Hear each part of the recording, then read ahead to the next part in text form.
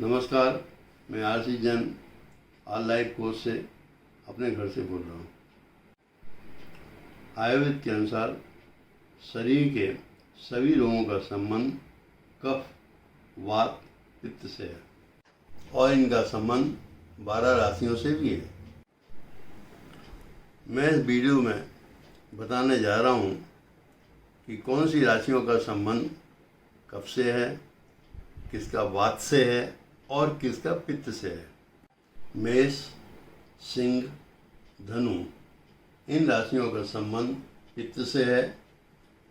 इन राशि के लोगों को पित्त से संबंधित बीमारियों से सावधान रहना चाहिए। कर्क, वृश्चिक, मीन इन राशि के लोगों को कफ से संबंधित बीमारियों से सावधान रहना चाहिए। वृष, मिथुन, तुला और मकर इन राशि के जातकों को वात से संबंधित बीमारियों से सावधान रहना चाहिए। कन्या और कुंभ के राशि के लोगों को कफ, वात, पित्त तीनों से संबंधित बीमारियों की संभावना रहती है, इसीलिए इन लोगों को विशेष ध्यान देना चाहिए।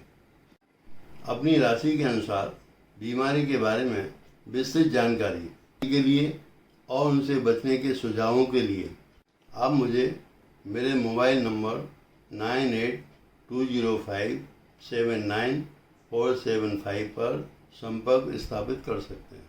धन्यवाद।